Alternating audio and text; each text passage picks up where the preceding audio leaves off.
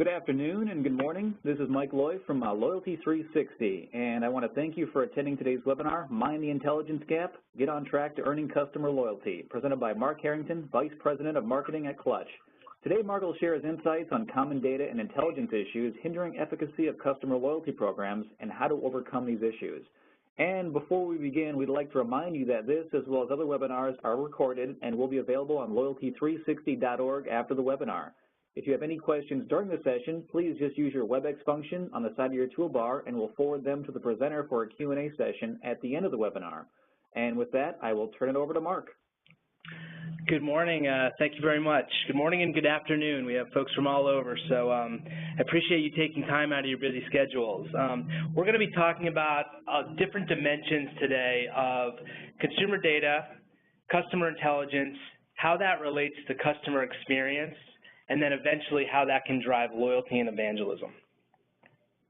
Just to give you a quick background of who I am, for about 20 years now, I have been strictly within the marketing realm. I have a pretty eclectic background. I've been both in the technology provider realm with small businesses across payments and technology startups, and I've also been in the corporate realm in terms of being the client with companies like Citi and eBay. So just a couple companies that I've worked with in the past. Quick overview of the company I work with, Clutch. So you know that how we have the authority to sort of speak in all these topics. So we provide an advanced marketing experience and loyalty platform. Founded in 2012. It's really a platform that's data-driven. It really takes, and we're going to get into some of the specifics around it, but it takes a lot of the data elements across an organization, synthesizes it, and then builds exceptional experiences for the brands. And here's just a few of the brands that we work with on a regular basis. Mike has I'm going to just go back to everyone. Mike has a poll he's going to throw up. We have a lot of different clients, and when they come to us, a lot of them have data issues. They know they have a lot of data, but they want to answer questions with that data. And so real quick, I want to throw this out. These are 5 of the questions that most of the brands that we will work with typically want to have answered. And what I'm curious about, based on your experience within your own organization, which of the answers to these questions would be of greatest value to your business? Is it who your best customers are? Who are your social media advocates? What are your best customers buying? How do they actually interact with your brand? Or what is their preferred communication channels? So we're going to give you just a few seconds to fill that out.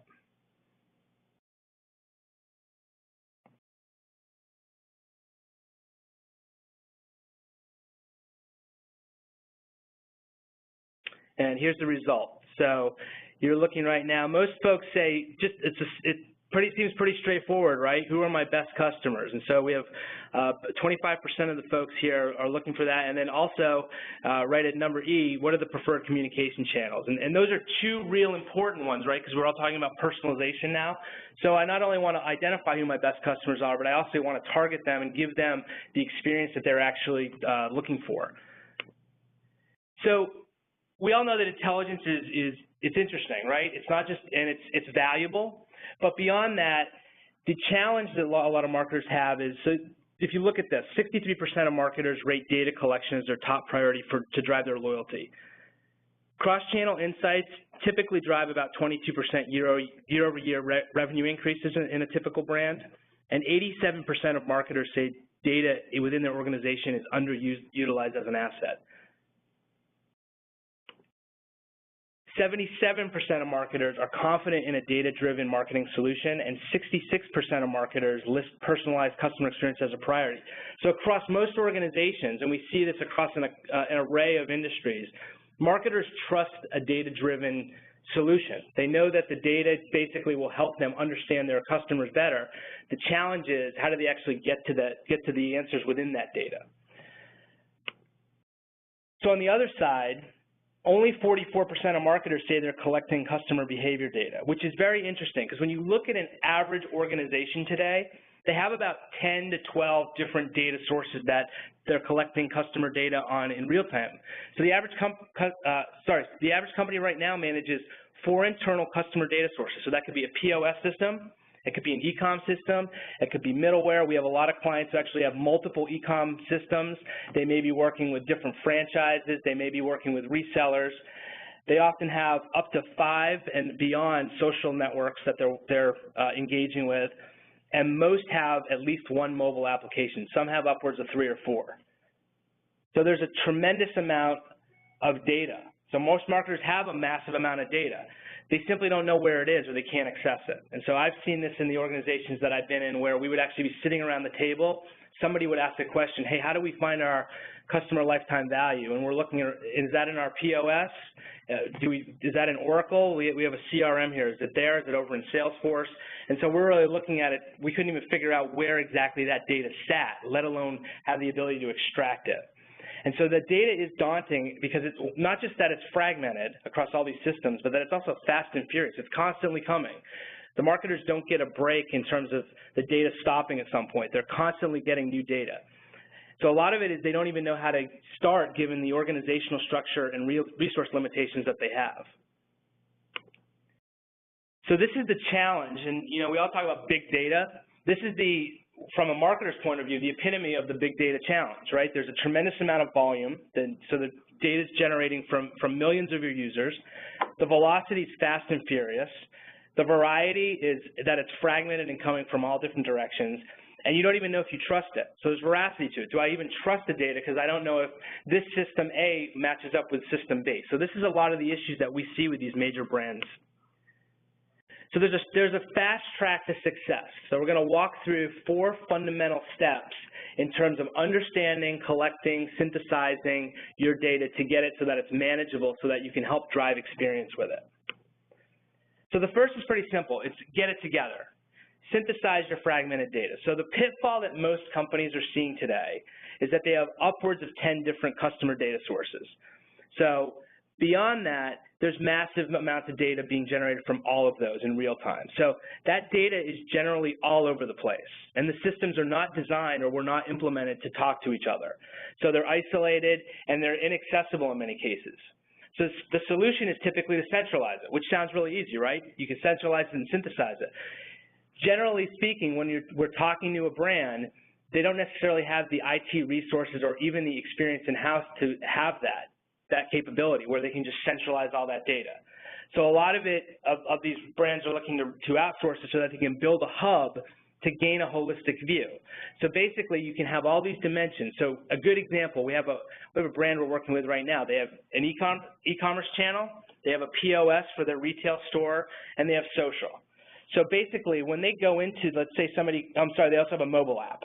So let's say user A comes in, they buy this week and they go into the store location in Atlanta. And so they bought through the POS. And then tomorrow, they decide, you know what, I love the shirt that I got. I want to get one for my brother.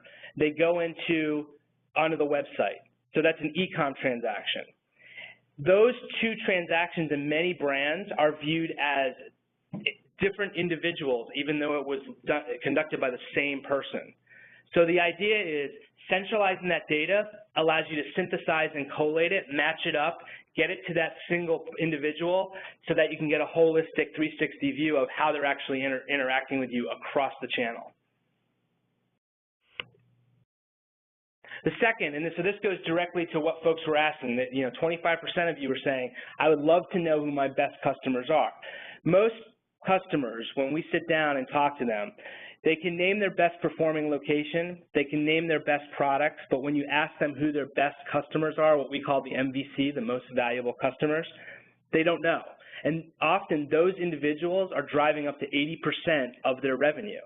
And so a lot of that becomes critical where you don't know if you may be losing those individuals because you aren't even able to identify them. So there's an inability to identify fundamentally across most industries the MVC, and that really puts a gating factor into the brand because they can't effectively engage and understand how those MVCs are buying. So it's not just understanding those MVCs, though. It's actually then having the ability to replicate them. So you can see certain traits within the segments and then identify individuals who you can help motivate and usher into an MVC status. So the solution is really understanding and analyzing the intelligence that you have from your data once you've synthesized it. So you're building out, gives you the ability to build robust customer personas. You can get some advanced segmentation, and we're going to give some examples to show you from some case studies. MVC identification, so I can now identify those most valuable customers, and then also customer tendencies and trends. And a lot of what's interesting is when you're identifying your MVC, it doesn't have to just be transactional. We have a lot of brands that we work with where we have multiple MVC classes. And so those can be based on straight transaction. It could be based on frequency of visit. It could be based on social engagement. So maybe they don't buy as much, but they're a real big advocate of the brand. And so they become an evangelist for you. So those brands want to treat them special because they are basically becoming an acquisition engine for them out on those social channels. Third step is really get personal. So everyone's talking about this in the market, but it's really how do you actually execute on it. So once you've built out these personas and segments, you can really sit down and give them a personal, tailored experience. So the challenge is most marketers have this limited view of their customers. So they're forced to take a one-size-fits-all. They have to give the same type of promotion to everyone in their universe. The issue is this approach really falls short. We have one brand in particular we're working with right now, and that's what they were doing. So somebody would come in, they were a health and beauty provider, mostly for female products, but they also sell male products. Somebody would come in, buy male shaving cream, for example, and they would get promotions for lipstick. So there was a complete disconnect there. They weren't even looking at what the gender of that purchaser was. Were they buying it maybe as a gift, or were they buying it for themselves? And they were giving a product that didn't even fit the purview of what that customer was really interested in. Aside from that, they're actually treating these customers the same regardless of how much they spend. So again, you can have someone spending $10 a month, you can have someone spending $1,000 a month, visiting 2 times a year or 20 times a year, and they're treating them the same exact way. So you lose a lot of your relevancy and a lot of the trust that goes with that because the customer basically feels that the brand does not understand who they are and aren't taking the time to actually care about it. So the solution is really gaining those insights to allow you to incorporate what we call intelligent customer engagement for your MVCs. So take the personalized dimensions that you're building out, understand their shopping tendencies, understand their channel preferences, which again, another 25% said that was what was most important to you. Understand what they purchase and how they purchase, understand the frequency, take all those different dimensions, and then deliver tailored communications and engagement based on all those personalized elements. Fourth one is really to stay on track. So you'll see brands in the market, and they may do this once or twice. They sort of go through an isolated exercise. They take a snapshot of their data. They try to build out personas, and then they use that persona, say, for the next 6, 12, 24 months. But within mere days or weeks, those personas and those segments could be shifting, and the tendencies of your MVCs are actually changing in real time. So the idea is, rather than having them shift their preferences, rather than not understanding how they shift their preferences, to have an ongoing optimization platform that allows you to see it in real time. So optimize that strategy, take those tactics, and understand, look, how am I going to maximize the MVC value? And then beyond that, if somebody's lapsing, if you have an MVC or a customer that's lapsing, you can then identify that and then have a re-engagement strategy around it. And then finally, understand business shortfalls. So an example of that is there's brands that we work with where they actually look at the data, they take the customer activity, they overlay it with purchase and product movement, and they can actually see when products are actually at the end of their life cycle. So they know ahead of time, let's discontinue this, cut the cost because there's no more interest in that. And then a lot of it can also drive product innovation and also things like bundling and sampling. So it allows you the brand to really get into an understanding of how products are moving, what's motivating customers, and then how to actually manage your inventory in a strategic manner. We're going to talk about a few case studies here, so some applications to give you an idea how this is actually applied within the market. So one of our clients is Rawlings. If you're not familiar with Rawlings, been around for over 120 years. They are the glove of Major League Baseball, leading manufacturer of baseball equipment. Typically, their customer is an athlete. So for most of that longevity of Rawlings history, they've been selling through third parties. So your Dick's Sporting Goods or your Sports Authority or your Modell's or different chains of sports equipment retailers. They decided recently that they want to get closer to their customer. So they wanted to take an added dimension to their marketing where they actually created a relationship direct with what they generally call like a consumer athlete. So what happened was they wanted to develop a rewards program, one that engaged the customer, two, created a relationship with them, and then allowed them to gain intelligence on how that customer is shopping through their actual properties, so not through the third-party retailer, but direct to Rawlings, and then actually have an ability and a channel to engage directly with the consumer. So initially, we built out this program called Rawlings Rewards, which launched last year. And the idea initially was to really help them boost their e-commerce and to identify their what they term VIP customers, or your MVCs, for additional targeting. Now, what happened is the performance went really well. So they see that the folks who joined that program are seeing basically a 75% increase in spend more than the average customer. But beyond that, they're actually seeing that the targets within that market or within that segment are actually seeing that they will actually help drive product decisions. So they're actually seeing where they're purchasing. So the idea is then they want to sit down eventually, talk to those consumers, maybe come up with something like a consumer council, and then actually talk to them about how they want their products developed. What do they like about the products? Because since it's such a highly targeted product geared toward athletes, where does the product fail for them on the field? And then so it actually helps their product development initiatives around how they actually are going to push their product lines and enhance those product lines in the future. Beyond that, it allows them to target customers at live and special events. So, for example, Rawlings is the sponsor for the MLB Golden Glove Award. So the voting events that happen, they can actually engage those folks at the events and then drive them back to the online property. So again, it creates that channel and that relationship that's direct, so they don't necessarily lose out on that anymore because they don't have the retailer that's necessarily in the middle where they now don't have the visibility to the customer. This is just a shot of it's a very streamlined, simplified, looking at the market, they wanted a streamlined, simplified rewards program. So this is just to give you an idea of how the program is generally structured.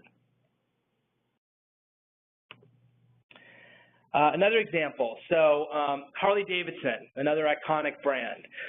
So Harley Davidson has a series of about 800 different dealerships around the country. Most of those are independently owned and operated. So we work with a large number of those dealerships across the United States. So what happens is the dealership, Harley's a fantastic brand. It's iconic. You generally have fantastic customer loyalty and advocacy within the Harley brand.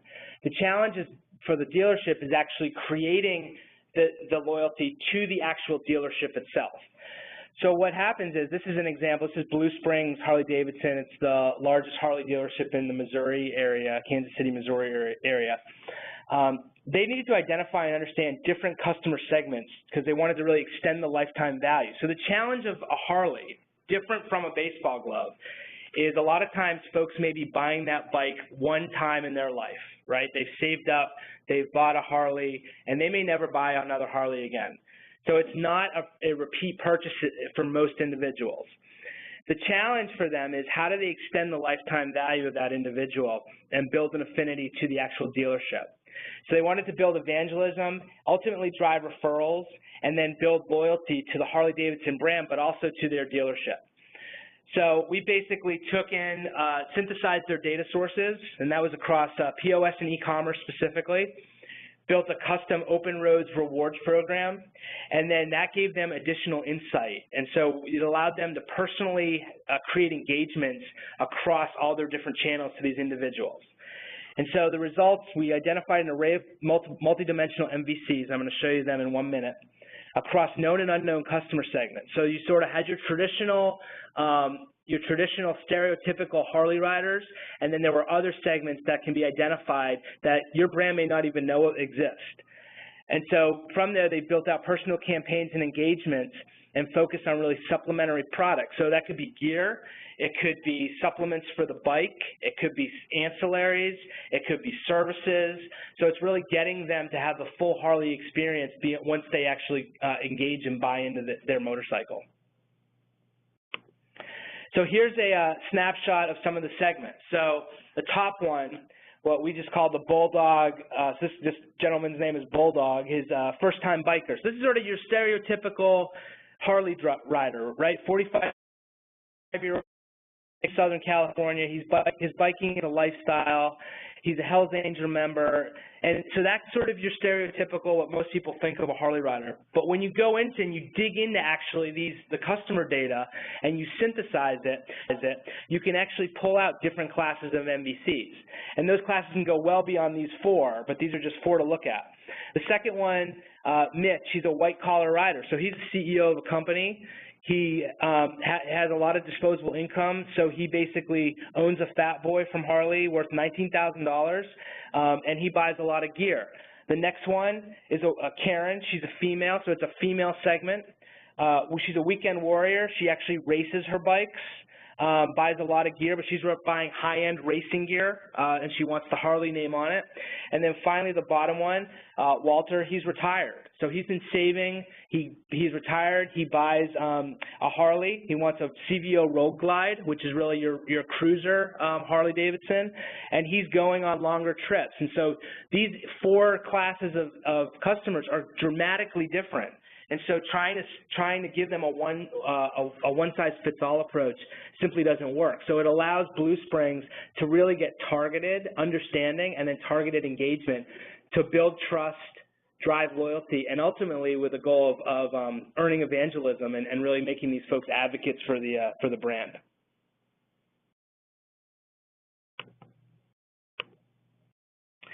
So just a side note, if anyone here is going to Loyalty Expo, April 27th through 29th in Orlando, our COO, Brad Mark, will actually be presenting with a chief customer experience specialist from Harley. And so they're going to have an in-depth session on how this actually works for Harley Davidson and how they actually go about not just understanding the intelligence side, but actually engaging those customers on a personalized level. So it's a great session, very exciting brand. And so if you're going to be there, I highly recommend so you can see how Harley's actually doing these sort of engagements. So if you're looking for personalized engagement, there's 2 sides of the house. And so there's a strategic side and there's a technological side. And so a lot of it is technology driven, and a lot of that is basically based on the sheer volume and velocity of the data. So there are brands that they're trying to do it with spreadsheets, and honestly, they struggle with it, and it's nearly impossible. We just launched a global brand recently, and they were running all their data through spreadsheets. And by the time they would finish those spreadsheets, building them, the data would be obsolete. And so really, it's a technology solution or platform that can centralize your data. So basically, it integrates in with each of your channels. It integrates in with your POS, your e-com, your social. It takes and basically puts in a pipe into those so that data can be pulled in and synthesized in real time. It delivers your actionable insights and analytics.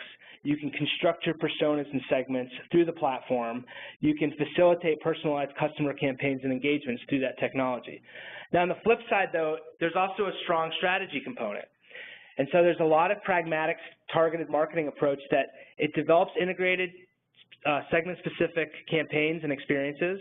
It devises tailored customer triggers. And so a lot of that are aligned with the objectives of your business. They incorporate consistent communications, and then it also accounts for a lot of cross-channel activity. So rather than treating that customer as 3 different individuals when they're engaging 3 channels, it allows you to holistically see them across those channels and then engage them accordingly. So another example, a different brand that we worked with that launched last year, they were really focused on the in-store retail experience, and they have a very high-touch in-store experience. However, when we dig through the data and we see folks who are buying on their e-commerce site, those folks are worth about 80% more on the transaction, and they come back more frequently. So the idea is not to change that in-store experience, because that's fundamental to their brand, but it's also to get those folks into the e-commerce experience so that, one, you can collect the data on the e-commerce, but also drive those valuations up, because we've found that most people who go through that e-commerce site for this brand, they're buying higher ticket items and they're buying a greater volume of items. So just a different view of the platform. If you're going to go through this initiative, these are the steps that you generally want to take. One is data streamlining. So take your marketing and operation systems with your customer data, streamline that data across those channels. Take the omni-channel data and integrate it so that it's across your in-store, online, mobile, and social channels. And those are going to expand. We have folks who are clients who are looking at wearables now. So wearables is not just another device, so it's just another data channel that you can plug into. We also have clients who are looking at third-party data. So they may want to overlay weather data or geographic data or traffic data onto their data models, so they can see how do those things affect my retail experience or other elements of the business. Third is consumer intelligence. So we're going bottom up. Consumer intelligence is really understanding on a deep, multidimensional level the customer. So it's getting those personas and segments together, and then extracting out of that actionable insight. Everyone talks about insight. We really focus on actionable insight. We want to be able to take action on it and have things that we can actually move levers back and forth on so that we can test and optimize. So that's really focused on customer lifetime value, frequency, spend, ROI. There's a myriad of them that can touch the customer insight. And a lot of those, again, are aligned with the corporate goals that your organization will have. Finally, intelligent engagement, which is your personalized campaign. So again, those can be loyalty-based, they can be product-based, they can be transaction-based. There's a lot of different levers that are available. And then finally, fundamentally, it's optimizing. So this is an ongoing process. So as the consumer goes and shifts their buying behaviors, so maybe they're going from e-com back to retail in-store, or their wearables are becoming really popular with your brand. You just have that sort of customer segment that's using the wearable. Wherever they shift, you're going to be able to see it and then optimize your campaigns accordingly. So a lot of questions. So let's, if you have a question, feel free to, you can type it in on the right side. But we do have some questions. So Mike, if you want to select the question, we can start answering some of them. Yeah, sure. We have one question here. We'll start with, what are the biggest challenges typically seen with customer data? That's a pretty wide open question, and it largely varies from company to company. So it really depends on how many different technology platforms you have across your brand. So I mentioned this earlier, but the typical brand that we see has upwards of 10 different consumer data sources. And so that's probably the biggest challenge, is how do you manage all those data sources?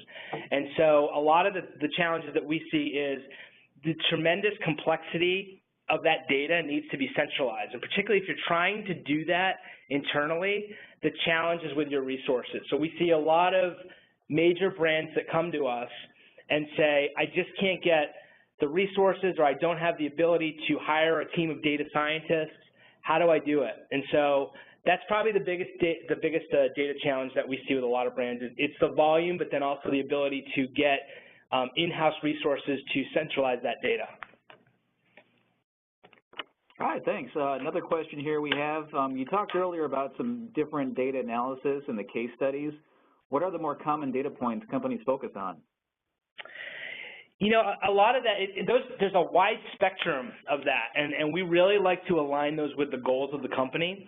So you can go in a lot of different directions based on what your customer data is showing you. So it could be based on purchase purchase trends, store performance, so they want to see their individual stores and who are the MVCs for an individual location.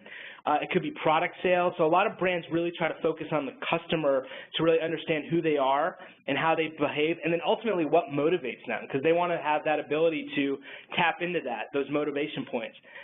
So I'd say you really focus on the data points and the KPIs that align with your company's overall goals. And make sure that it's actionable. You know, if you're going to track and follow things that aren't actionable and you can't move, you're really just spinning your wheels. So make sure that it's a really actionable insight that you're able to gather and focus on.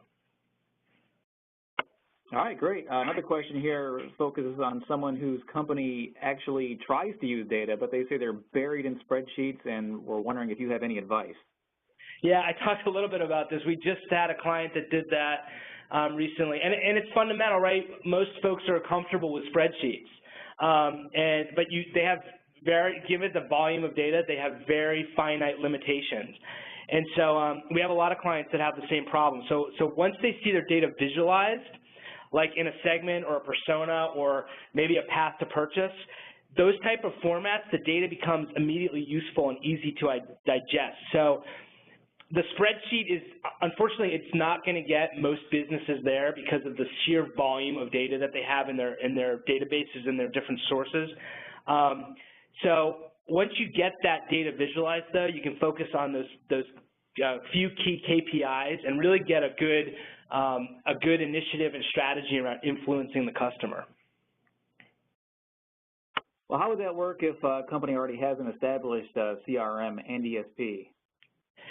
Yeah, that's actually a great question. You know, we initially built our solution. It's an end-to-end solution, but it's also modular. So, you know, a lot of clients, they have an established CRM. They might have an ESP, like you mentioned. They might have some sort of separate middleware system, and you want to find a solution that can slide into those. So it's very difficult for companies to, let's say, forklift out a CRM. You know, the sales group uses it, the product group might use it, marketing's using it.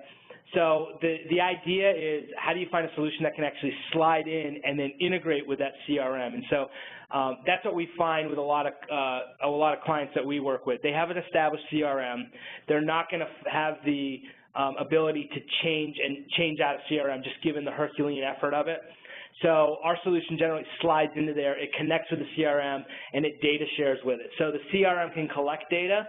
It can send it to the consumer management platform, and then that consumer management platform can then build out the segments and the personas and then actually manage the campaigns, and then it connects with your ESP, or if folks who don't know are familiar with ESP, email service provider. So whatever that is, you can plug into that, and you can deploy right from your current standing ESP.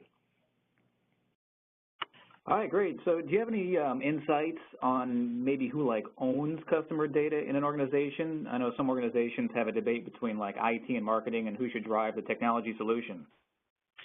Yeah, I mean, we generally find that marketing owns that, since they own the customer. Now, the challenge that a lot of marketers find, and I've found this myself in big organizations or different companies, is, you know, you have your CIO or your CTO who's looking at it from a technology point of view and say, well, I own the system, so I own the data within it. A lot of it, there are certain brands who they both come to the table. You have your CIO or CTO and CMO both coming to the table, and a lot of times those are the most successful engagements. Because a lot of times you're integrating whatever the solution is that you get, you're going to need the CIO at the table anyways. Like, whoever owns that technology is going to have to give you, open up the gate so that you can integrate it in. That is not usually it's not a big task, but you definitely have to have their buy-in. But generally speaking, you're seeing more and more brands who have the CMO or whoever owns marketing or customer experience or brand, however it's structured in the organization, since they own the customer, they're the ones who are charged with taking that intelligence to really drive out the experience. All right, thanks, Mark. We also have one more question that came in from the audience. Would you have time for another one? Sure, yeah, absolutely.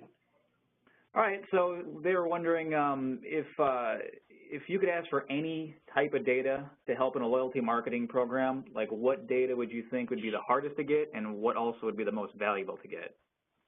That's a great question. So I would say if you're looking at, I look at channel-specific data. Like I want to look at how the customer is behaving in engaging my brand.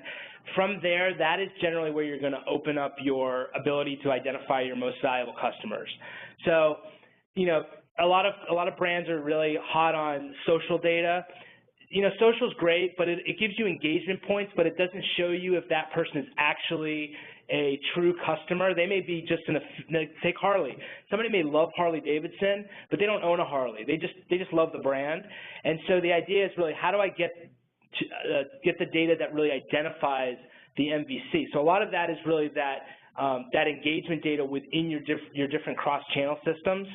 And what was the second part? Was there a second part to that? Well, I mean, you kind of hit on most of it. He was wondering, like, what's missing and, like, what's available, like, what's most important to use. Yeah, I'd say what's available, there's a massive amount of data. I mean, even in some, organizations that you would think don't have a lot of data, if your companies, if they are on, if they have an e-commerce platform, if you have any sort of mobile app, if you have any sort of in-store system, with a POS, if you have an online ordering, you're seeing media companies with their paywalls. No matter what sort of business it is, there is some sort of massive amount of data coming in, assuming you're a consumer business, and that data is really that's really gold to the organization. So we deal with a lot of companies who will come in sometimes and say, I don't think I have that much data, and they actually end up having a tremendous amount of data. They weren't aware of it because they don't have visibility to it. All right, Mark, that sounds great. We're just wondering if there's anything else that you'd like to add or anything you'd like to wrap up with? No, I think a lot of it is, if you're looking to do this, those 4 steps are really key. We'd love to talk to you. If you wanted to talk through strategy, you can definitely send me an email because we love talking strategy and technology with different individuals at different brands. So if you're at the point where you think this is important for your brand and you think that it's something that could really transform your customer engagement and customer experience, we'd love to talk. So, definitely reach out and we'll definitely, we're all ears and would love to talk through it with you. All right, that sounds great. Well, thanks, Mark, for a great webinar and an informative Q&A session. And we'd like to remind everyone in attendance that today's webinar will be archived on loyalty360.org for all of our members to access, and everyone in attendance will also receive a follow-up email with a recording of the webinar, which will be available for a limited time. And if you have any additional questions, please feel free to reach out to Loyalty360, and we'll ensure they are directed to the appropriate party. And with that, we'd like to say thanks again to our presenter, and we wish everyone a great rest of their day. Thanks, Mike. Take care.